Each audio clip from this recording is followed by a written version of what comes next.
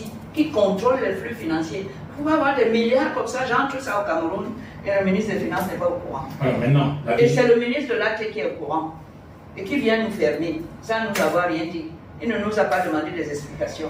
C'est maintenant qu'il commence à écrire et à bavarder dans les conférences. Oui, mais vous avez des tenants du pouvoir qui estiment que le ministre de l'administration territoriale, en tant que ministre de l'Intérieur, il faut le rappeler également, secrétaire permanent du Conseil national de sécurité, peut avoir un certain nombre d'informations auxquelles tout le monde n'a pas toujours accès. Alors, même le ministre des Finances. Alors maintenant, si la Et alors, quelle est la procédure qu'il doit suivre?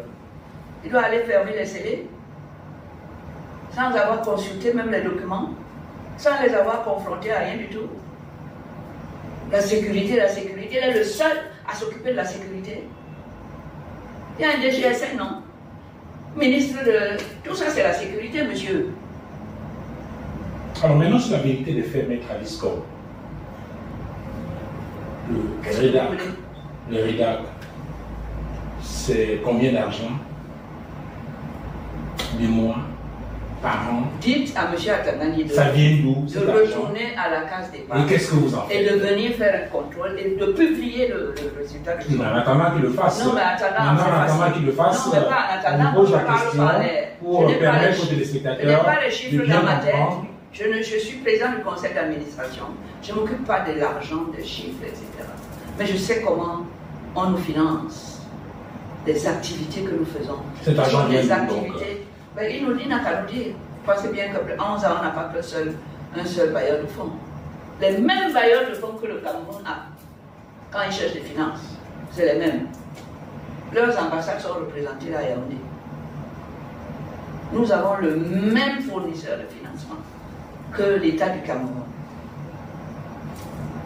Et cet argent, et c'est sur des projets qui aident le président à travailler et avoir des résultats sur son chantier. Comme les droits de lesquels? l'homme. Comme lesquels? La démocratie, les femmes, le genre, le gender, la promotion des femmes, la promotion de la démocratie.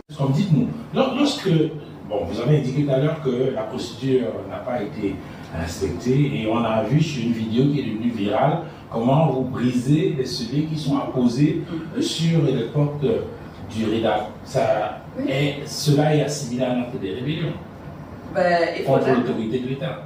Oui, un acte de rébellion. Est-ce que l'État a respecté ses propres lois? Le délit de bris de scellé, tel qu'il est dans le code pénal, dit ceci: est puni d'un emprisonnement de temps à temps, d'une amende de temps à temps. Toute personne qui brise des scellés qui ont été légalement apposés. Le mot légalement est dans l'infraction. Comme j'ai vu qu'il n'y avait pas la loi, quand M. Atangani a envoyé ses préfets fermer, j'ai dit, je vais les briser. Oui, mais qui a apprécié la légalité? Est-ce que c'est vous qui appréciez la légalité? Mais moi, je le fais pour qu'on m'amène au tribunal, je vais m'expliquer. Mais ils seront obligés de s'expliquer d'abord devant le tribunal pour dire qu'ils ont légalement apposé les scellés. Pour une fois, on aura le droit de savoir qu'est-ce qu'on a fait. C'est la seule façon. Oui, mais maintenant, l'image que vous renvoyez dans l'opinion à travers ce bris de scellés-là peut être diversement interprétée comme une sorte d'acte de rébellion. Et non, ce n'est pas dans la société, c'est monsieur le préfet. Est-ce que c'est la même façon d'éviter tous ceux qui jugent illégal le fait de poser des scellés? Bien sûr. Vous voulez que je vous ai dit que je ne crois pas à la justice, à l'indépendance de la justice. D'accord? Je ne crois pas. Je travaille depuis 56 ans. Je ne crois pas à l'indépendance de la justice et à son impartialité, telles que les choses sont montées. D'accord? Alors, la question que moi on ferme une association comme le REDAC, soi-disant pour 3 mois. Je regarde la loi, je dis, est-ce que ces scellés ont été légalement apposés? Je dis non. Allez encore au tribunal pendant que moi je suis scellé. Ça va même dépasser les 3 mois. J'enlève et j'attends qu'on m'amène au tribunal. Soyez assurés que je m'attends à ce qu'aller au tribunal. Et ça vous permettra aussi de venir apprendre de la manière dont fonctionne le gouvernement.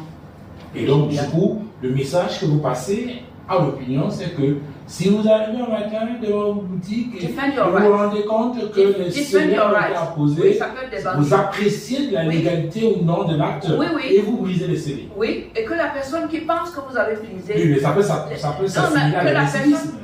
Ce n'est pas de l'incivisme. La loi doit rester au-dessus de tout le monde. Celui qui a mis les scellés a oublié qu'il n'est pas au-dessus de la loi et qu'il n'est pas la loi. Le fait, et tout ce monde-là au tribunal, pour montrer aux populations par qui on est géré et de quelle manière. Et que quand on leur dit la loi, la loi, la loi, la loi, ils sont les premiers à la violer.